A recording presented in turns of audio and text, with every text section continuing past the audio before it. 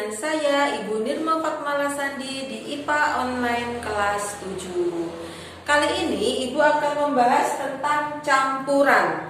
Apa sih campuran itu? Minggu lalu Ibu sudah menjelaskan ya tentang klasifikasi materi. Klasifikasi materi berdasarkan komposisinya dibedakan menjadi unsur, senyawa, dan campuran. Nah, sekarang kita membahas tentang campuran. Campuran adalah gabungan dari dua zat atau lebih tanpa adanya reaksi kimia dan hasil penggabungannya masih memiliki sifat yang sama dengan zat aslinya. Jadi yang dinamakan dengan campuran itu adalah gabungan antara dua zat atau lebih yang masih memiliki sifat yang sama dengan unsur-unsur atau zat-zat atau senyawa yang digabungkan. Contoh campuran, ada campuran homogen, ada campuran heterogen. Campuran homogen sudah kita bahas ya. Contohnya air gula, udara, itu adalah campuran homogen. Sedangkan campuran heterogen, contohnya adalah pasir dengan kerikil. Kemudian ada apa lagi? Minyak dengan air. Nah, itu adalah campuran heterogen yang sulit dipisahkan, yang mudah dipisahkan dengan unsur-unsur penyusunnya atau bisa dibedakan dengan unsur-unsur penyusunnya. Nah, sekarang kita bahas tentang campuran homogen. Campuran homogen adalah campuran antara dua zat atau lebih yang partikel penyusunnya tidak dapat dibedakan lagi karena sudah tercampur rata homogen. Karena itu partikel-partikelnya sulit dibedakan lagi. Contoh air gula. Air gula kamu bisa bedakan mana airnya mana gulanya kalau sudah tercampur, sudah diaduk, maka sulit karena air gula itu termasuk campuran homogen. Campuran homogen dalam kehidupan sehari-hari itu termasuk larutan atau disebut juga dengan larutan. Larutan itu sendiri dibedakan menjadi yang pertama adalah larutan asam. Larutan asam, apa sih asam itu? Asam adalah zat yang di dalam air akan melepaskan ion H+ atau ion hidrogen. Jadi yang dinamakan dengan asam itu adalah memiliki ion H+ atau ion hidrogen di dalam air. Larutan asam ciri-cirinya adalah yang pertama memiliki pH kurang dari 7. Contoh ada larutan pH-nya 3. Berarti larutan tersebut termasuk larutan asam karena pH-nya kurang dari 7. Kemudian dapat menimbulkan korosi.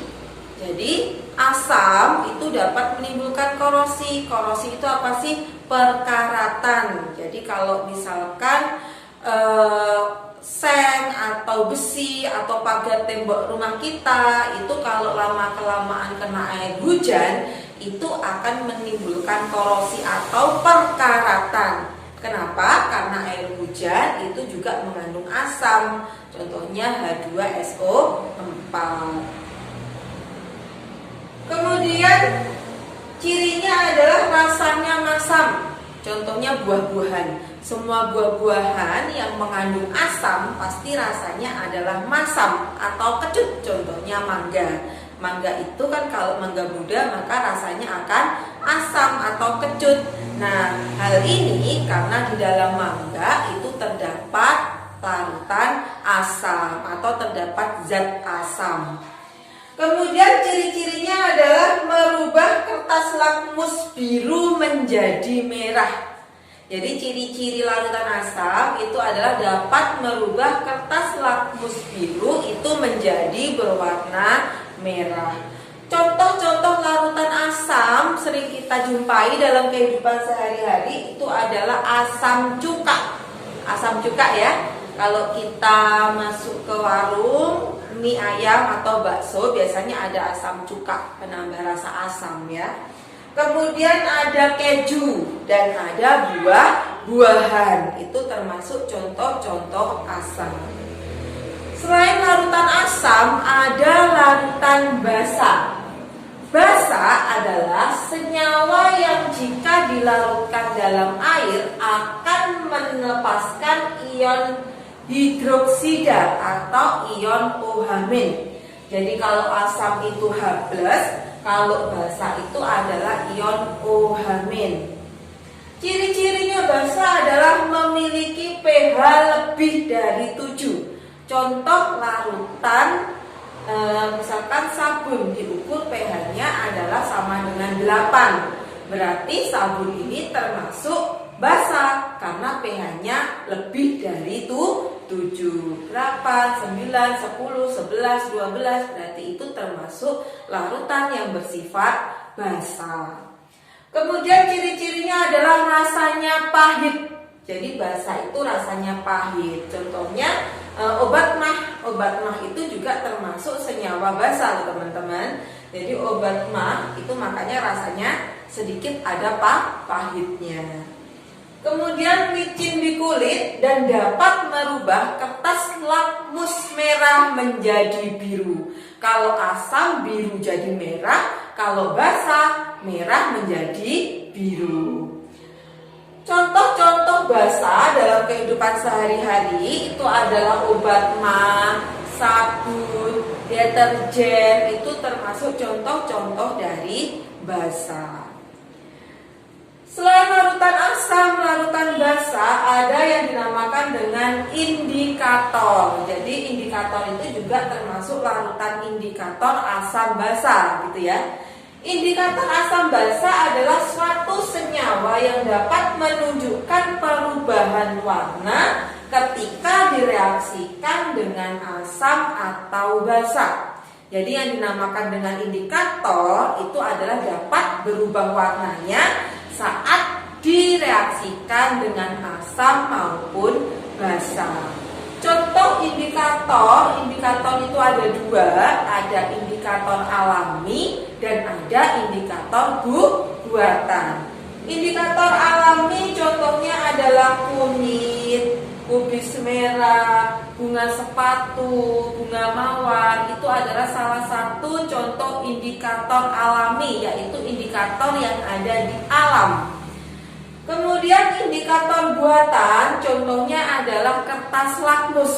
Jadi indikator buatan itu adalah suatu indikator asam basa yang dibuat oleh manusia. Jadi kita dapat memperolehnya misalkan di apotek atau di toko-toko farmasi kimia, ya teman-teman di sini.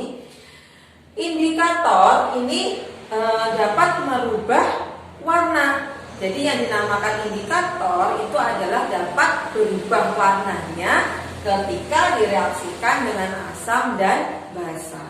Tetapi kalau tidak dapat berubah warna, berarti itu bukan termasuk indikator. Seperti itu.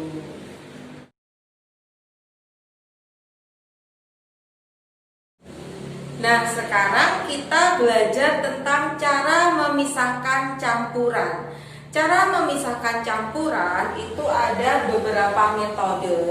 Yang pertama adalah filtrasi atau penyaringan, sentrifugasi, destilasi atau penyulingan, kromatografi, dan sublimasi. Bagaimana campuran-campuran ini dipisahkan? Yang pertama adalah dengan metode filtrasi atau penyaringan. Filtrasi atau penyaringan adalah suatu metode untuk memisahkan campuran antara cair dan padat. Jadi kalau ada campuran cair dan padat, contohnya adalah air dan tepung, air dan pasir, itu cara memisahkannya adalah menggunakan metode filtrasi atau penyaringan. Contohnya waktu kita menyaring, ya.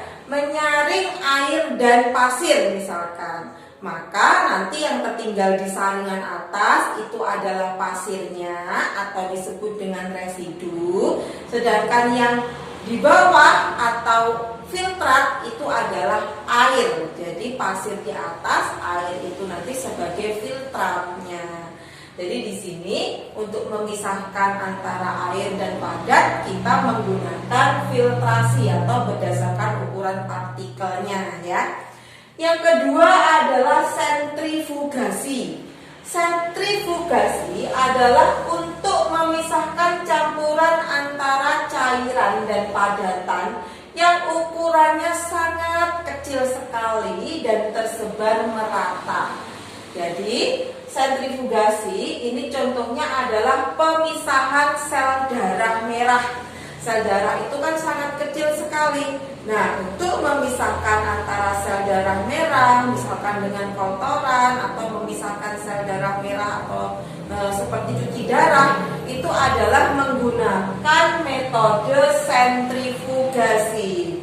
Metode ini biasanya dilakukan di rumah sakit atau di kedokteran seperti itu ya. Kemudian yang ketiga adalah destilasi atau penyulingan, yaitu metode pemisahan campuran berdasarkan titik didihnya.